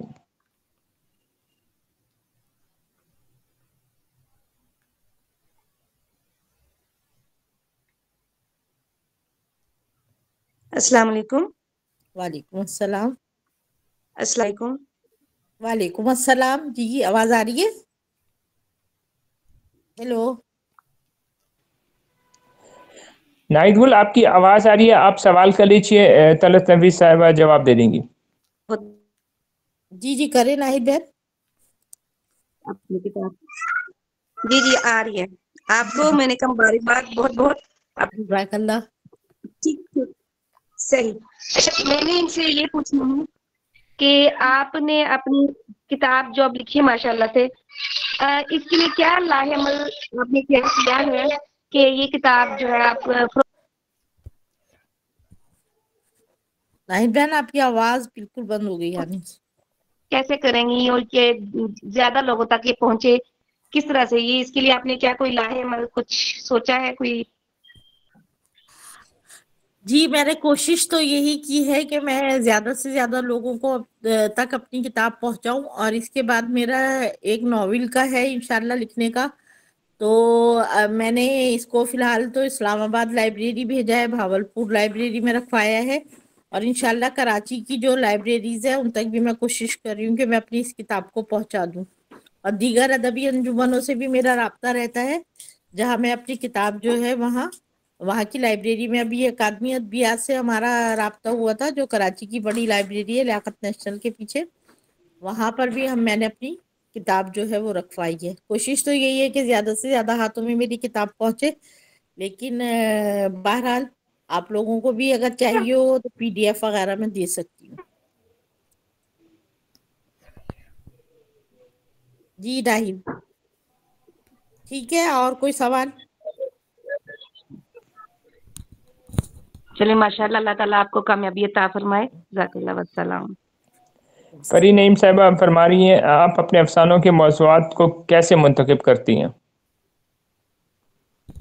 بس وہ جیسے کوئی موضوع جو ہوتا ہے نا ٹچ کر جاتا ہے دماغ میں یا دل میں، مطلب مجھے تو یہ لگتا ہے کہ اگر ہم 4 گھر میں ہوں اور 4-5 لوگ ہم سے آ کر صرف گھر پہ بھی ملاقات کر لے تو 2-4 باتیں ایسی پتہ چل جاتی ہے کہ جس سے ہمیں افسانے کا موضوع منتخب کرنے میں آسانی ہوتی ہے. تو ہمیں مل جاتے ہیں موضوعات کہ مطلب گھر میں بچیاں ہیں، بہو ہیں، سمدھیانہ ہے، بہت بڑا خاندان ہے، تو ہمیں وہاں سے بہت ساری چیزیں مل جاتی ہیں جس سے ہمیں اپنا افسانہ لکھنے میں آسانی ہوتی ہے. مشاہدہ کہہ لیں. جی جی، بات مکمل کیجیے. جی ہاں، تو یہ جو مشاہدات ہوتے ہیں نا زندگی کے، اس سے زیادہ ہمیں پلاٹ بھی ملتے ہیں اور پھر پڑھنے سے بھی بہت کچھ حاصل ہوتا ہے. جی آپ سے سرائے اردو کی CEO محترمہ فاقیہ قمر صاحبہ بھی کوئی سوال کرنا چاہ رہی ہیں. جی فاقیہ قمر. جی السلام علیکم طلعت، کیسی ہیں آپ؟ الحمدللہ فاقیہ بالکل ٹھیک ٹھاک. اچھا، میرا آپ سے سوال یہ ہے کہ ماشاءاللہ سے آپ نے بتایا کہ آپ بہت چھوٹی عمر سے مطالعہ کر رہی ہیں اور آپ کا زیادہ تر مطالعہ جو ہے وہ ادب عالیہ پہ ہے، تو کیا کبھی آپ نے ادب طفال کے لیے بھی کچھ لکھا ہے یا آپ کا کوئی ارادہ ہے کہ آپ ادب طفال پہ بھی طبع آزمائی کریں؟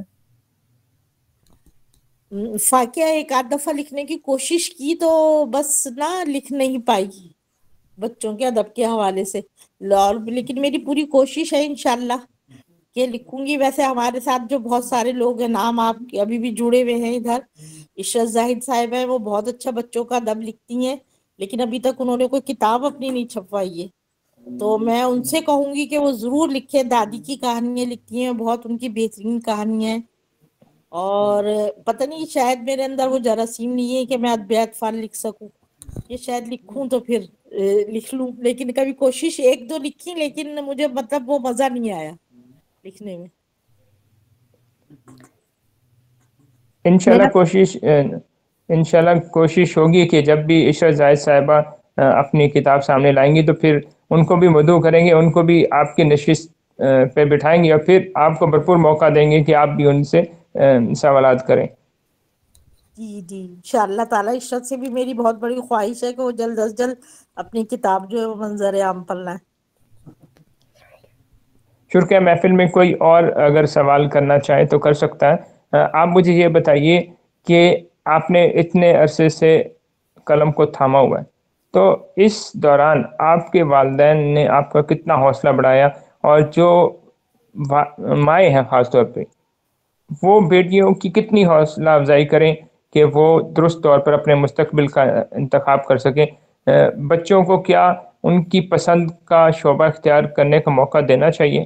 یہ سوال ہے میرا آپ سے. جی بالکل، الحمدللہ سب طرف سے مطلب پذیرائی ملی، گھر والوں کی طرف سے، بہن بھائیوں کی طرف سے، والدین کی طرف سے، اور شوہر کی طرف سے. الحمدللہ اللہ کا شکر ہے کہ سب نے پذیرائی دی. اور دیکھیں میں یہ کہتی ہوں نا، جیسے کہ ایک کامیاب مرد کے پیچھے عورت کا ہاتھ ہوتا ہے، اسی طرح ایک کامیاب عورت کے پیچھے بھی بہت سارے ہاتھ ہوتے ہیں جب وہ اتنی کامیابی پہ پہنچتی ہے. ورنہ عموماً یہ ہوتا ہے کہ شوق کا اور ذوق کا گلا جو ہے وہ گھونٹ دیا جاتا ہے. تو یہ غلط ہے، بچوں کو اپنی پسند کی فیلڈ چننے کا موقع دینا چاہیے. اور پھر سب سے بڑی بات جو میں پھر بھی کہوں، دوبارہ یہی بات کہوں گی کہ سب سے بڑی بات حریم ادب، جس نے میری صلاحیت کو کھوجا اور نکھارا اور سنوارا، بس سب سے بڑا جو مقام ہے وہ اس کا ہے. تو آپ سمجھتی ہیں کہ حریم ادب نے آپ کو صاحب کتاب بننے کے بعد جو حوصلہ دیا ہے، جو حوصلہ افزائی کی ہے، وہ بے حد قیمتی ہے؟ بے حد قیمتی ہے، بہت زیادہ میرے لیے. مطلب حریم ادب سمجھ لیں کہ میرے گھر میری فیملی جیسی ہے، اور انہی کے حوصلہ افزائی کے باعث جو ہے میں یہ کتاب چھپوانے میں کامیاب ہوئی. اور پھر دوسری جو 2 شخصیات ہیں، کرن نعمان اور عامر انور، ان لوگوں نے بھی میری بہت زیادہ رہنمائی کی ہے اور بہت مطلب مجھے لکھنا سکھایا ہے. جو کمیاں تھیں وہ ان لوگوں نے میری بہت حد تک دور کی ہیں. تعلیمی دور میں کن اساتذہ کی شفقت نے اور حوصلہ افزائی نے آپ کو بہت یعنی نکھارا، آپ کی جو صلاحیتیں تھیں وہ ابھر کے سامنے آئیں؟ آج اس موقع پہ آپ کن اساتذہ کو یاد کریں گے، ان کا شکریہ ادا کرنا چاہیں گے؟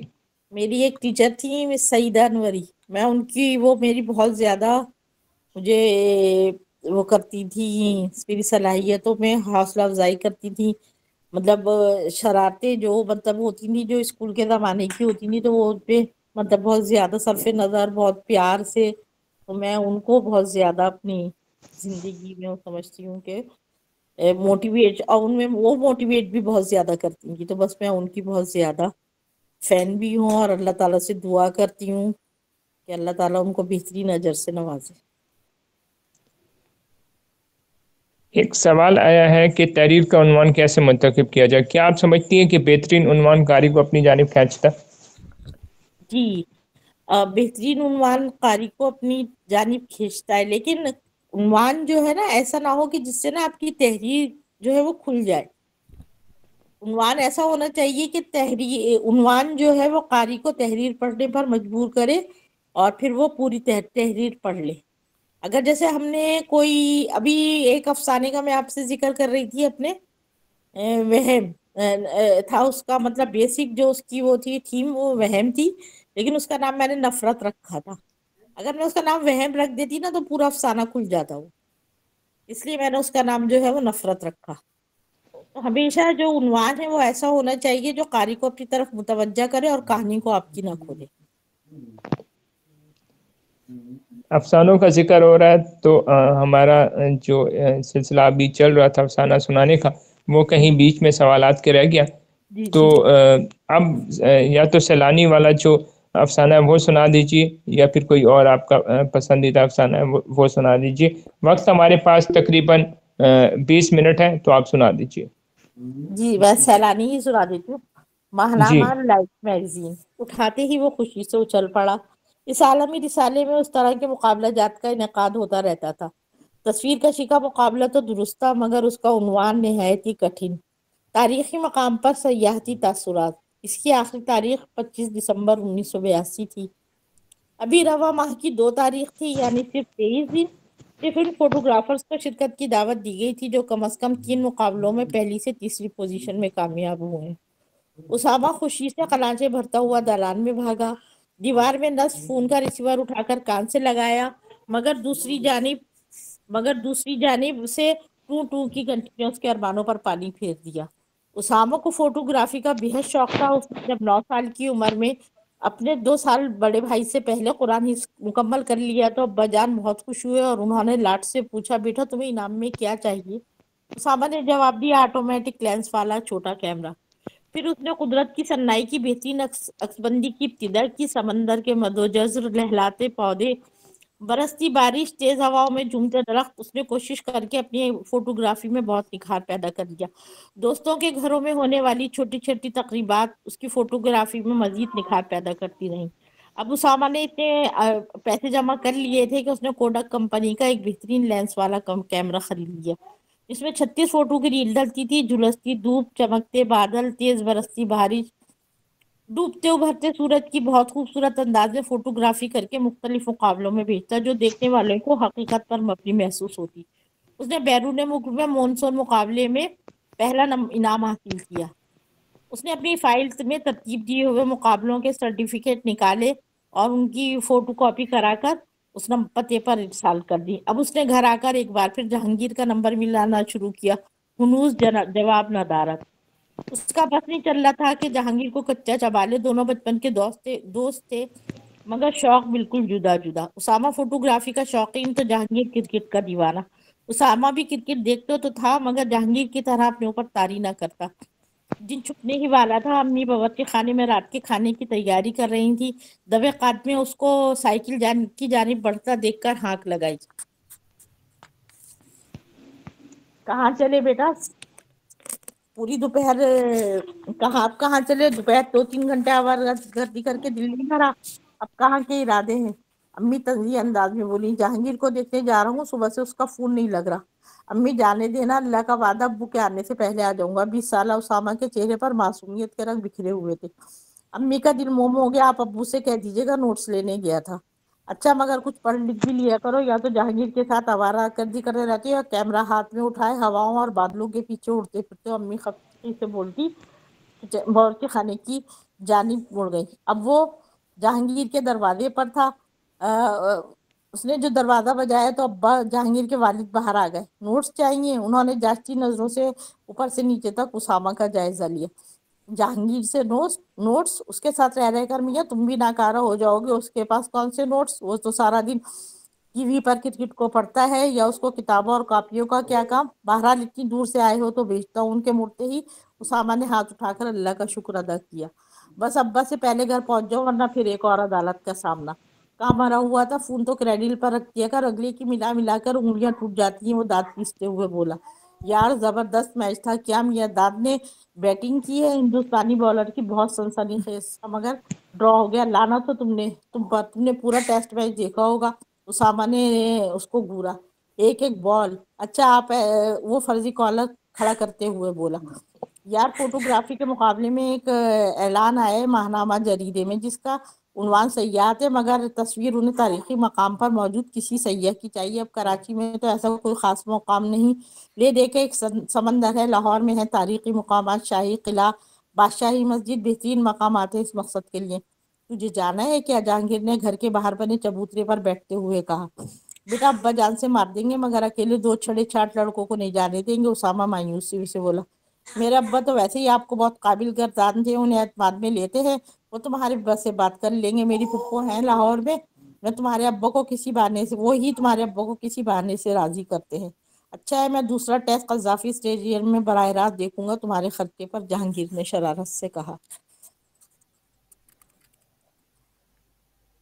और फिर उसामा अगले दिन पूरा दिन इंतजार करता रहा। उसके दिल की धड़कनें बहुत तेज थी। सारा दिन वो अम्मी के साथ काम में हाथ बटाता रहा और बस यही सोचता रहा कि पता नहीं अब्बू ने क्या जवाब दिया होगा अंकल को।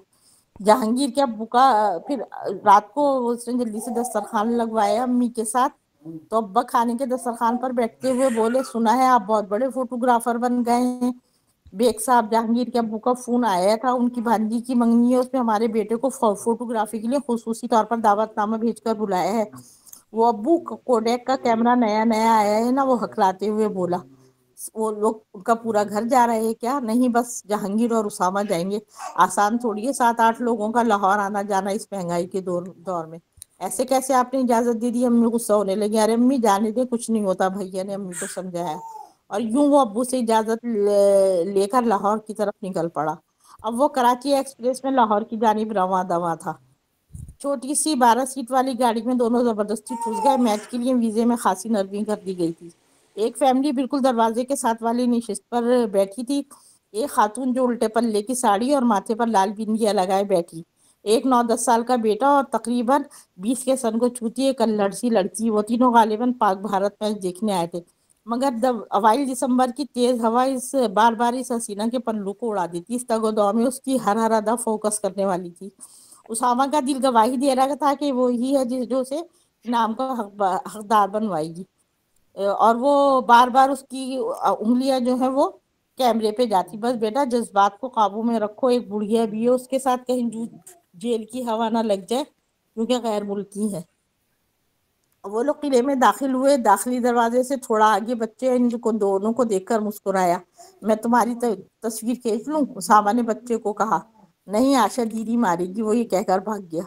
यार मरवाएगा तू तो, जहांगीर ने दरख्त की ओट में होते हुए दांत कचकचाए। अब वो कैमरे के लेंस को आंख से लगाए घुमा तो शीश महल के तमाम शीशों में उसका अक्स मुनकिस हो रहा था। ये दिलकश पोज था। उसने कैमरे की इन्फिनिटी सेट करके क्लिक किया, मगर ये क्या, वो बुढ़िया अचानक सामने आ गई और उसकी तस्वीर खराब हो गई। इसी तरह उसकी तकरीबन 8 से 10 तस्वीरें खराब हो गई और फिर वो एक शाहकार फोटो लेने में कामयाब हो गया।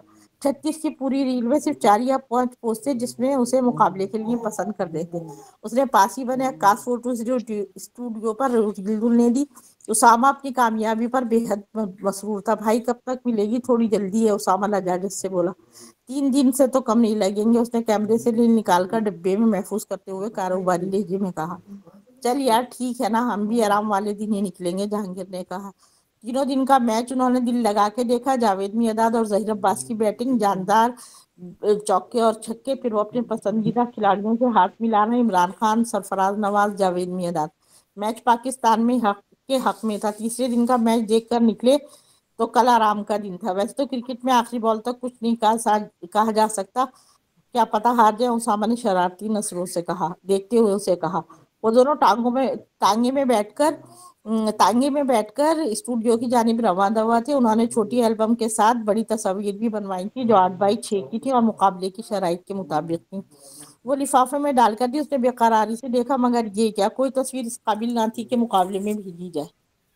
وہ مایوسی سے سر پکڑ کر بیٹھ گیا. نظاروں کی حسین تصویر آئی تھی، مگر وہ لڑکی شاید اس بات کا اندازہ ہو گیا تھا کہ وہ تصویر اتارنا چاہ رہا ہے. وہ کہیں نہیں تھی. اسامہ کا اترا ہوا چہرہ دیکھ کر جہانگیر کو بھی بہت افسوس تھا.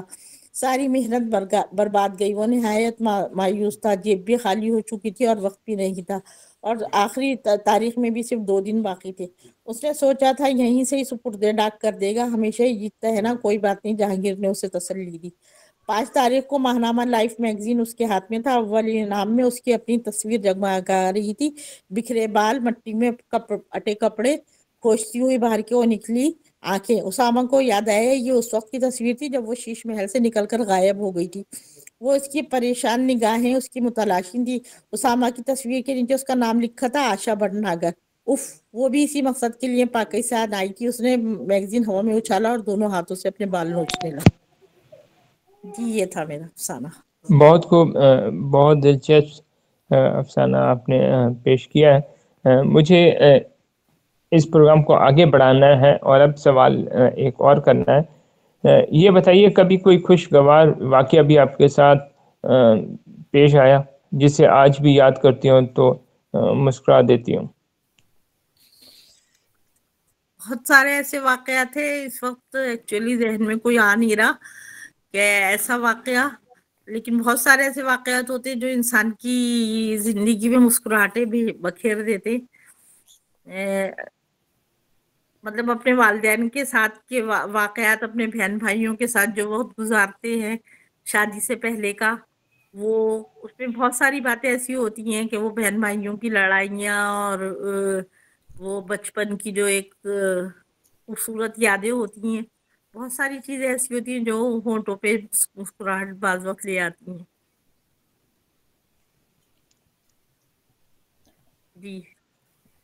شہر کراچی کی سب سے خوبصورت چیز آپ کو کیا لگتی ہے؟ شہر کراچی کی سب سے خوبصورت چیز جو ہے مجھے سمندر لگتی ہے. مجھے بہت پسند ہے سمندر، جو ہم مطلب ایک اللہ تعالیٰ کی طرف سے دیا ہوا بہترین تحفہ ہے کراچی والوں کے لیے. تو کبھی آپ نے کسی افسانے میں ساحل سمندر کو بھی اپنا موضوع بنایا؟ ساحل سمندر کو میں نے بنایا تو ہے موضوع، لیکن وہ اس کتاب میں جو ہے موجود نہیں ہے افسانہ، لیکن میں نے بنایا ہے ساحل سمندر کو بھی موضوع. مجھے سمندر مجھے خود بہت پسند ہے، اور ایک بارش کا موسم. اس کے علاوہ لکھنے کے علاوہ آپ کے پسندیدہ مشاغل کون سے ہیں؟ لکھنے کے علاوہ میرے پسندیدہ مشاغل تو ایسے کوئی نہیں ہے، کیونکہ ٹی وی میں بہت شوق سے دیکھتی نہیں ہوں، اور بس لکھنے لکھانے ہی کا شوق ہے، اسی سے زیادہ تر رہتی ہوں. یا بس قرآن اور نماز وغیرہ یہ درس قرآن دیتی ہوں اپنے محلے میں. بس یہی مشاغل ہے. آپ اپنی خود نوش کو لکھنے کا سوچیں گی؟ کیا آپ چاہیں گی کہ آپ کی زندگی کے وہ واقعات جس سے نقص امن میں کوئی خطرہ درپیش نہ ہو، تو کیا ایسے واقعات میں مبنی اپنی لائف سٹوری لانا چاہیں گی؟ انشاءاللہ. دیکھیے ارادہ تو ہے، نقص امن کا تو خطرہ رہے گا نا، اسی لیے تو کہہ رہی ہوں کہ افسانے کی صورت میں لکھوں گی تاکہ نقص امن پیدا نہ ہو. آپ اتنا تلخ لکھتی ہیں، اتنی یعنی سچائی سے چیزوں کو بیان کرتی ہیں، تو میرے نزدیک آپ کو اپنی جو زندگی کی کہانی ہے وہ سامنے لانی چاہیے.